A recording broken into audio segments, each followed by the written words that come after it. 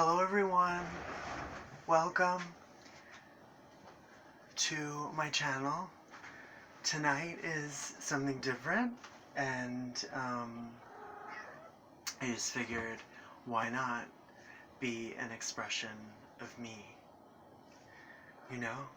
So I wanted to read this book to you tonight, and it is titled Hope for the Flowers, a tale partly about life, partly about revolution, and lots about hope for adults and others, including caterpillars who can read. Words and pictures by Trina Paulus.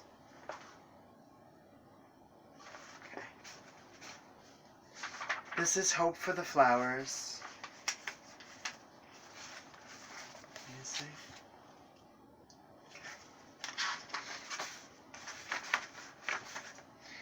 This was copyrighted 1972 by Trina Paulus.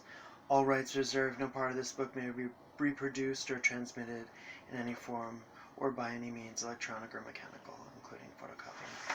Okay, we're just reading here. My thanks to everyone all over the world who has helped me believe in the butterfly. This is the tale of a caterpillar who has trouble becoming what he really is. It's like myself, like us, loved Trina. To the more of life and the real revolution, and to my father who believed in it.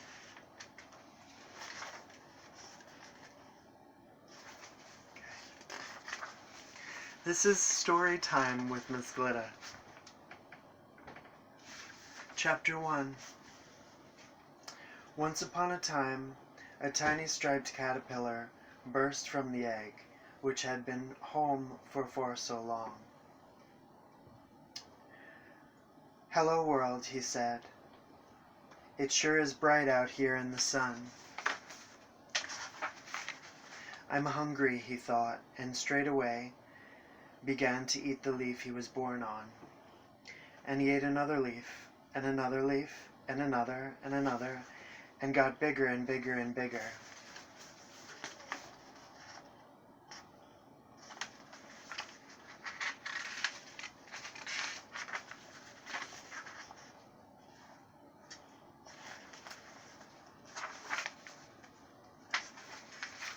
Until one day he stopped eating and thought, there must be more to life than just eating and getting bigger. It's getting dull.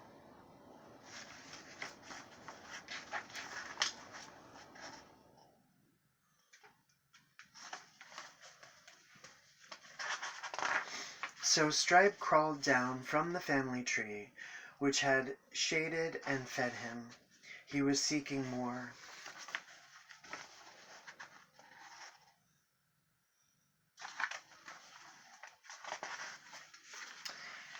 There were all sorts of new things to find, grass and dirt and holes and tiny bugs. Each fascinated him, but nothing satisfied him.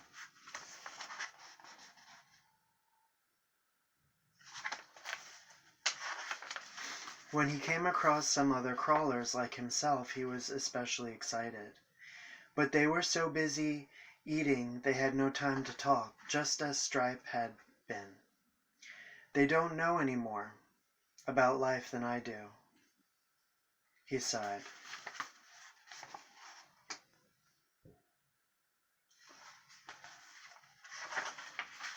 Then one day Stripe saw some crawlers really crawling.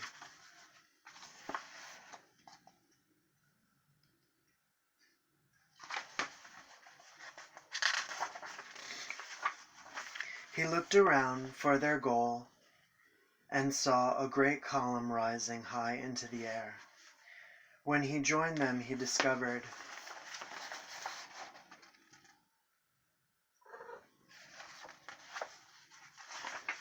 the column was a pile of squirming, pushing caterpillars, a caterpillar pillar.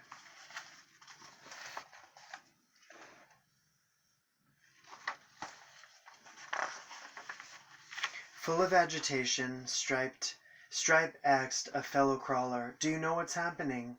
I just arrived myself, said the other.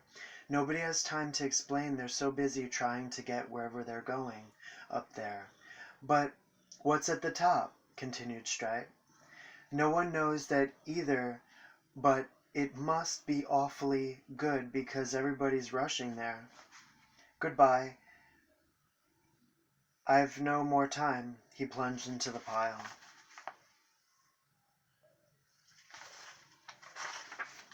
Stripe's head was bursting with the new drive. He couldn't get his thoughts together. Every second another crawler passed him and disappeared into the pillar. There's only one thing to do. He pushed himself in.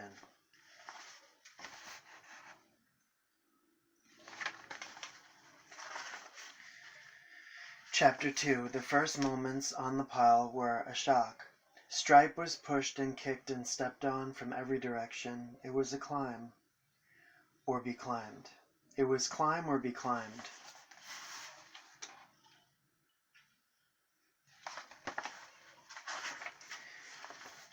No more fellow caterpillars on Stripe's pile. They became only threats and obstacles which he turned into steps and opportunities. This single-minded approach really helped, and Stripe felt he was getting much higher. But some days it seemed he could manage only to keep his place. It was especially then that an anxious shadow nagged inside. What's at the top? It whispered. What's at the top? Where are we going? Stripe climbed.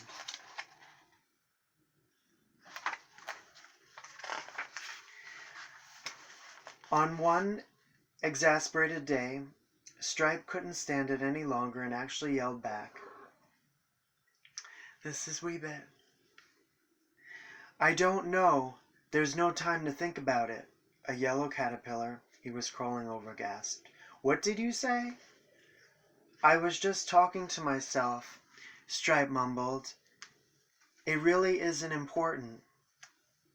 I was just wondering where we're going.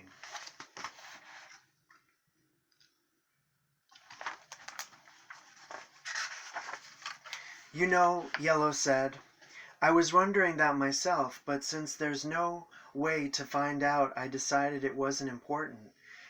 She blushed at how silly this sounded, quickly adding, no one else seems to worry about where we're going, so it must be good.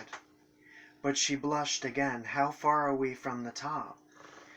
Stripe answered gravely, since we're not at the bottom and not at the top, we must be in the middle. Oh, said Yellow, and they both began climbing again. But now Stripe had a new feeling. He felt bad. He had lost his single-mindedness. How can I step on someone I've just talked to? Let me show you the picture.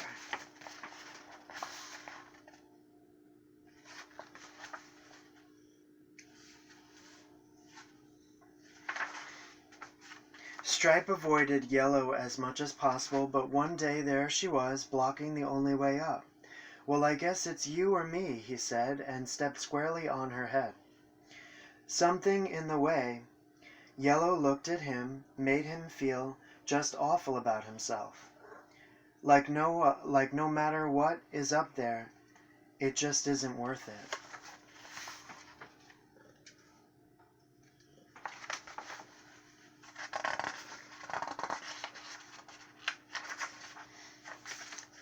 Stripe crawled off Yellow and whispered, I'm sorry.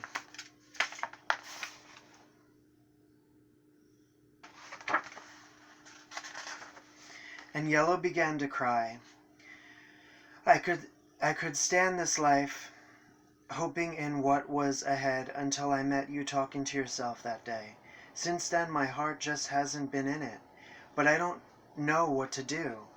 I didn't know how badly I felt about this life until then. Now when you look at me so kindly, I know for sure I don't like this life. I just want to do something like crawl with you and nibble grass. Stripe's heart leaped inside. Everything looked different. The pillar made no sense at all. I would like that too, he whispered. But this meant giving up the climb, a hard decision.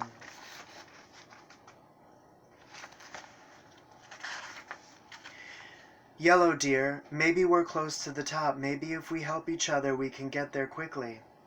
Maybe, she said, but they both knew this wasn't what they wanted most. Let's go down, Yellow said. Okay. They stopped climbing. They clung to each other as masses of caterpillars crawled over them. The air was terrible, but they were happy with each other and made a big ball so nobody could step in their eyes and stomachs.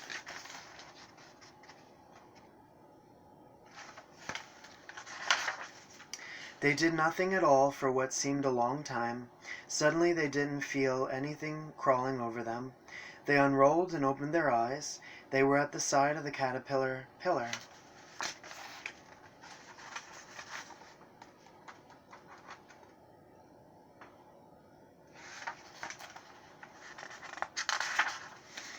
Hi, Stripe, said Yellow. Hi, Yellow, said Stripe.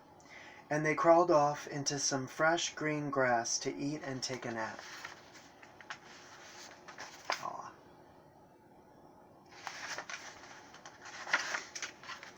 Just before they fell asleep, Stripe hugged Yellow. Being together like this is sure different from being crushed in that crowd. It sure is. She smiled and closed her eyes. Aw.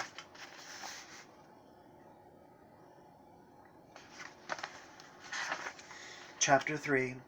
So Yellow and Stripe romped in the grass and ate and grew fat and loved each other. They were so glad not to be fighting everybody every moment.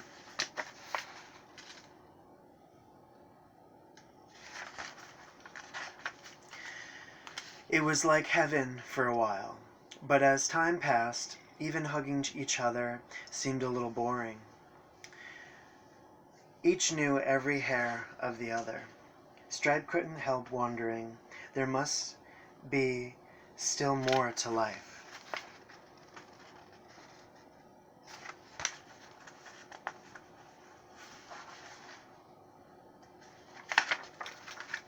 Yellow saw how restless he was and tried to make him extra happy and comfortable.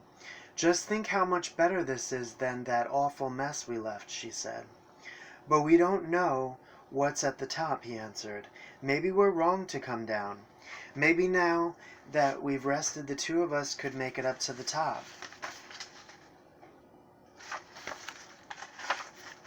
Dear Stripe, please, she begged. We have a nice home, and we love each other, and that's enough.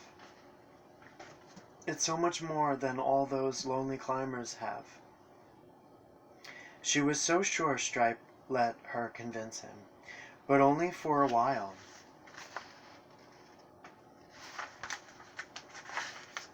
Stripe's hankering for the climbing life worsened. The pillar haunted him. He crawled there regularly, looking up and wondering, but the top remained clouded.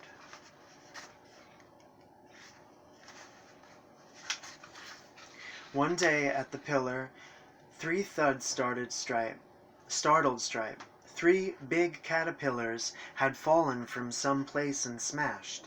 2 seemed dead, but 1 still wiggled. Stripe whispered, "What happened? Can I help?"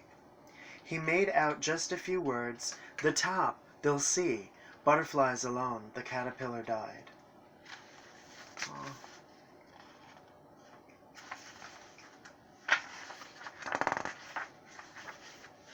Finally, Stripe announced, "I've got to know. I must go and find out the secret of the top." And more gently, "Will you come and help me?" Yellow struggled inside. She loved Stripe and wanted to be with him. She wanted to help him succeed. But she just couldn't believe that the top was worth all it asks to get there. She wanted to get up too. The crawling life wasn't enough for her either. She also had to admit that it looked like the pile was the only way to do it. Stripe seemed so sure that Yellow felt ashamed not to agree. She also felt stupid and embarrassed since she could never put her reasons into words that his kind of logic would accept. Yet somehow waiting and not being sure was better than action she couldn't believe in.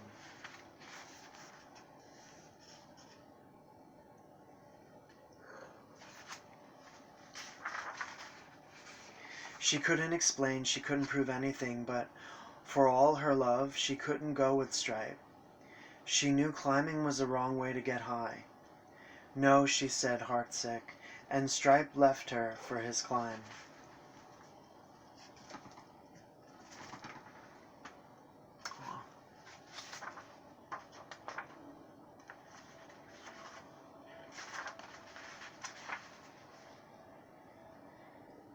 Chapter 1V. I don't know how to read Roman numerals. Maybe you could help me. Chapter 1V, or IV. Yellow is desolate without Stripe. Aww.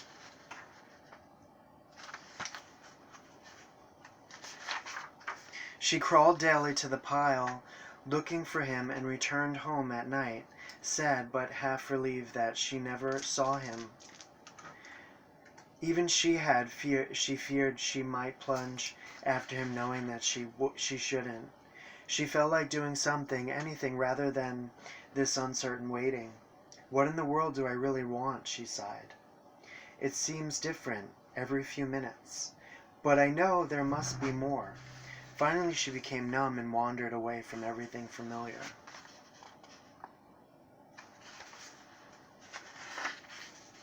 One day a gray-haired caterpillar hanging upside down on a branch surprised her. He seemed caught in some hairy stuff. "You seem in trouble," she said. "Can I help?" "No, my dear, I have to do this to become a butterfly."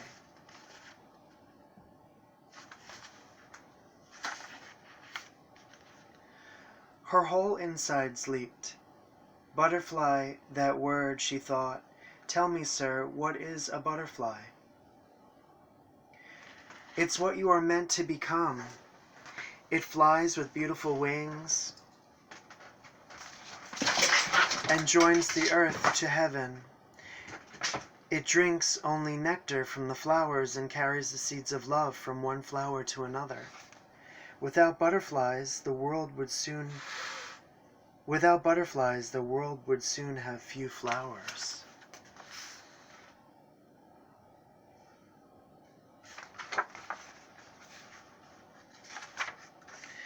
"It can't be true," gasped Yellow.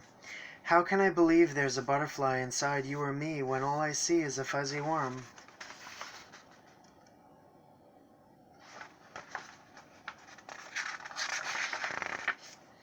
"How does one become a butterfly?" she asked pensively. "You must want to fly so much that you are willing to give up being a caterpillar." "You mean to die?" asked Yellow, remembering the three who fell out of the sky. "Yes and no," he answered.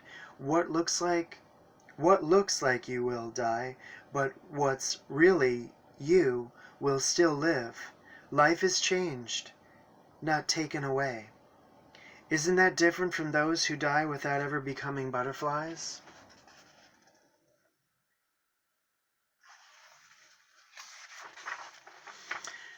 "And if I decide to become a butterfly," said Yellow hesitantly, "what do I do? Watch me, I'm making a cocoon.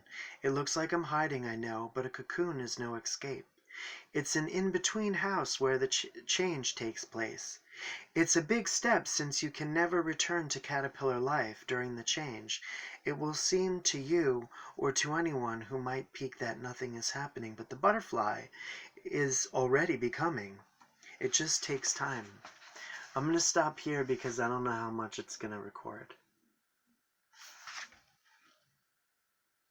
I'm going to read that again. "During the change, it will seem